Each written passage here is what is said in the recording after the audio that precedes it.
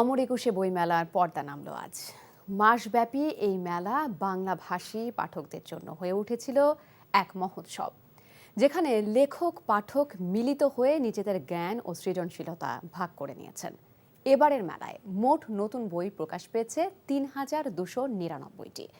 এদিকে বিকেলে মেলার সমাপনী অনুষ্ঠানে সংস্কৃতি উপদেষ্টা মোস্তফা সরওয়ার ফারুকী বলেন, বইমেলা আয়োজনে নানামুখী চ্যালেঞ্জ মোকাবেলা করে গন্তব্যে পৌঁছেছে সংস্কৃতির ট্রেন।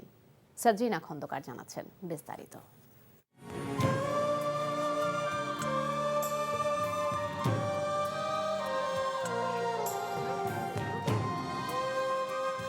অমর একুশে বইমেলার শেষ দিনে সব বয়সী পাঠক দর্শনার্থীর পদচারণায় মুখরিত ছিল মেলা প্রাঙ্গণ।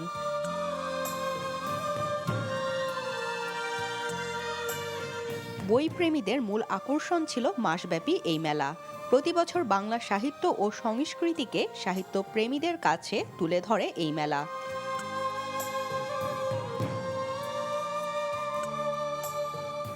বইমেলা শুধুমাত্র একটি বই প্রদর্শনীর স্থান নয়, এটি লেখক ও পাঠকের মধ্যে সম্পর্ক গড়ে তোলার এক বিশেষ উপলক্ষ।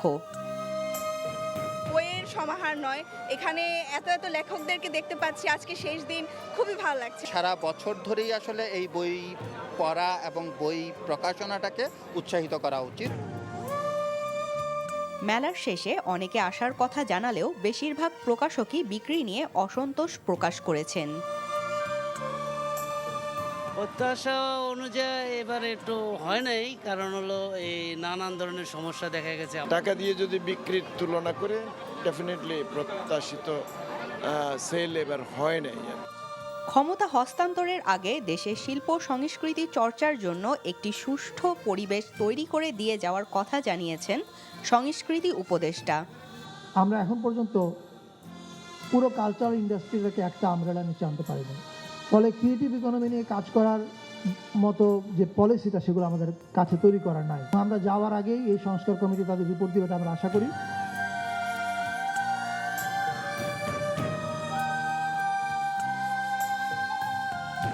এর আগে দিনের শুরুতে শিশু চত্বর জমে উঠেছিল ছোট্ট সোনামণিদের পদচারণায়।